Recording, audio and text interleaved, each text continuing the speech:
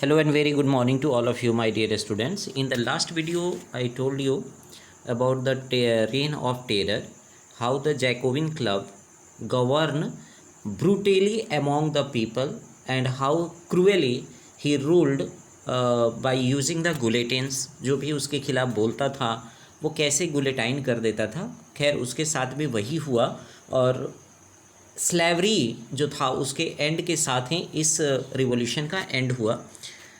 So, but we will discuss here about the condition of women and औरतों की स्थिति क्या थी वहाँ पर, क्या उनको वोट देने का अधिकार था या नहीं। जैसा कि आपने पहले भी देखा, 10th में भी जाओगे तो आप पढ़ोगे कि फ्रेंच रिवॉल्यूशन का बहुत बड़ा एक इफ़ेक्ट पड़ा था पूरे यूरोप में नेशनलिज्म को उत्पन्न करने में।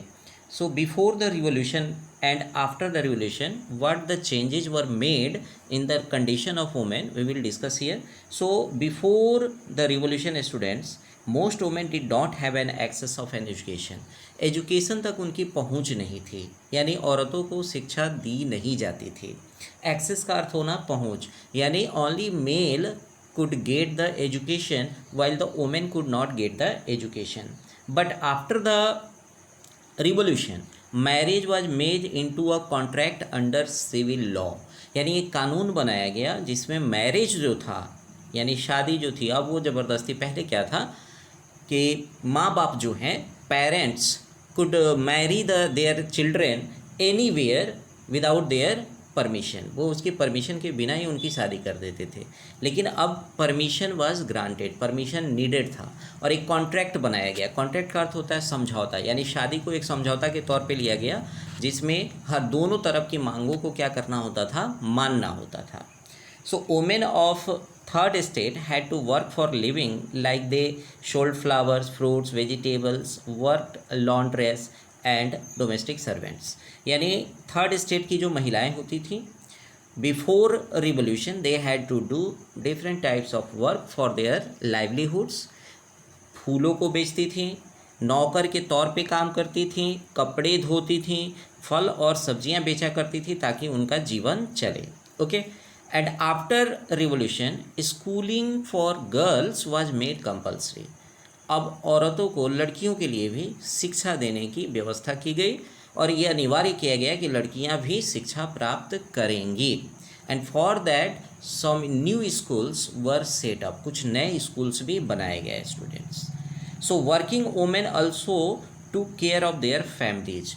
Means before revolution the women had to work in others houses also as servants and they have to work in their families also. उनको अपने बच्चों की भी देखभाल करनी पड़ती थी, उनके अपने पति की भी देखभाल करनी पड़ती थी, यानी एक तरह से वो दोहरी मार झेलती थी।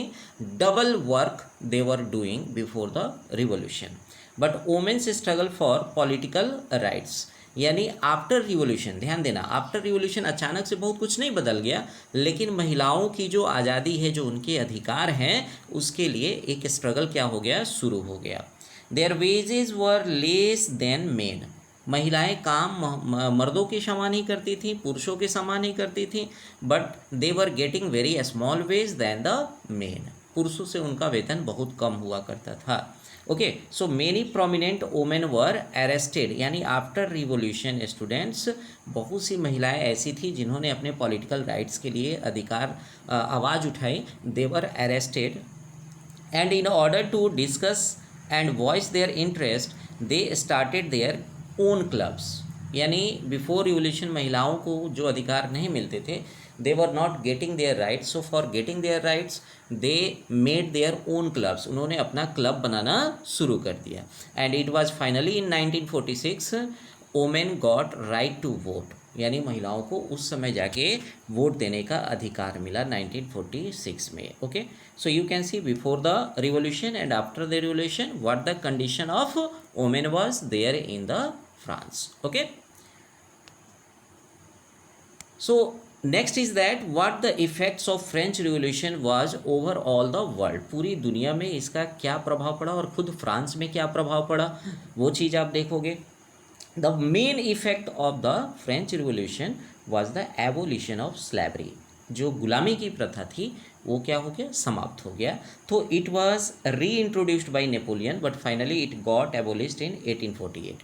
इन 1799, ध्यान देंगे 1793 से 1794 का जो समय था that was the age of terror, और 1799 में फिर से री एंट्री हुई किसकी, नेपोलियन बोनापार्ट की, जिसके बारे में 10th में पढ़ना है। तो नेपोलियन जब आए तो उन्होंने फिर से स्लेवरी सिस्टम को थोड़ी दिनों के लिए, कुछ दिनों के लिए लागू किया, बट फाइनली इट एबोलिश्ड इन 1848। 1848 में ये पूरी तरह से समाप्त हो गया। Revoke the idea of freedom, this French revolution rose the political rights, means they people of France started raise their voice for the idea of freedom। लोगों के मन में फ्रीडम के का जो आइडिया था वो आने लगा कि आज़ादी क्या होती है, उसका वो स्वाद ले चुके थे और लोगों के अंदर ये भावना भर चुकी थी। End of arbitrary and despotic rule of monarchy. Arbitrary का मतलब होता है मनमाना, यानी पहले मोनार्की जो राजा हुआ करते थे वो मनमाना शासन करते थे, as we have seen also in during the Louis 16 what happened there and how arbitrary ruler he was. And despotic का मतलब होता है स्टूडेंट्स कि जो निरंकुश होते हैं, जिनके ऊपर कोई दूसरा रूल लागू नहीं होता है, वो सभी रूल से ऊपर होते हैं, सभी नियम कानून कायदों से ऊपर होते हैं, उनको हम लोग डिस्पोटिक बोलते हैं।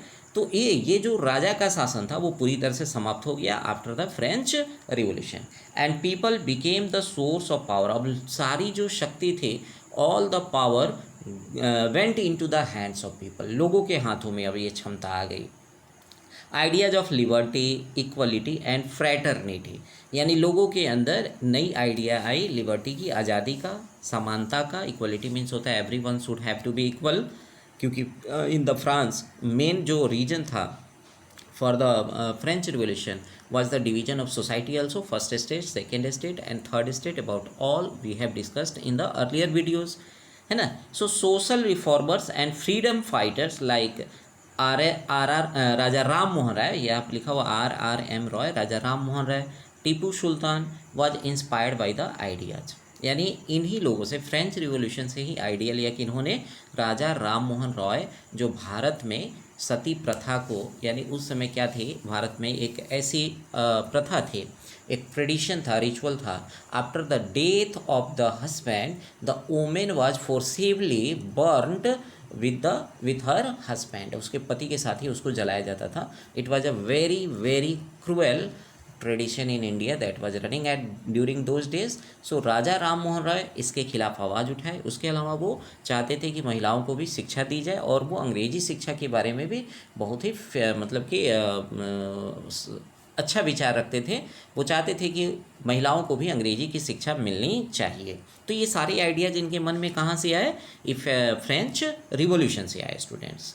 It gave the term nation, एक नया वर्ड मिल गया लोगों को नेशन का, जिसका अर्थ था कि that is not a territory but the people of the country, जिसका अर्थ था कि नेशन का अर्थ सिर्फ एक क्षेत्र नहीं होता है, बल्कि वहाँ के रहने वाले लोग ही किसी टेरेटरी को क्या बनाते हैं, नेशन बनाते हैं। The king of other countries started the welfare of people, और इससे डर करके कि कहीं हमारे यहाँ भी इस तरह का कोई रिवॉल्यूशन ना हो जाए, people would not became angry and they would not start the any revolution against them, they started the welfare works for their people.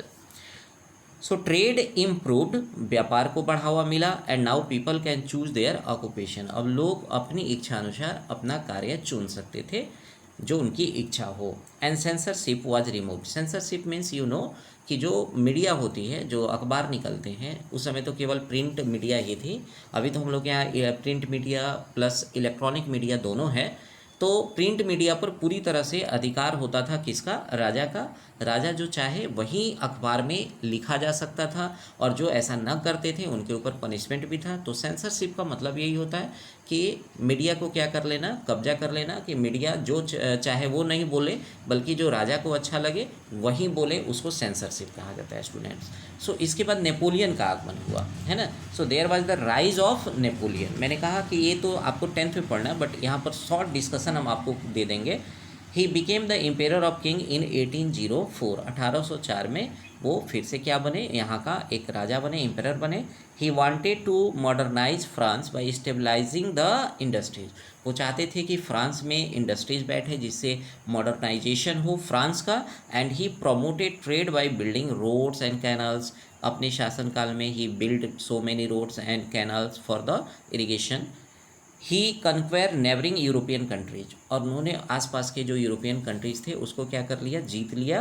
And he establish friendly relation with the pope, church के साथ अपना संबंध अच्छा करने के लिए friendly relationship को उन्होंने पोप के साथ अपनाया था। तो राइज ऑफ पॉपुलेशन नेपोलियन जो आप पढ़ोगे फेमस एक सिविल कोड दिया था 1804 में नेपोलियन ने, जो 10th क्लास में पढ़ना है।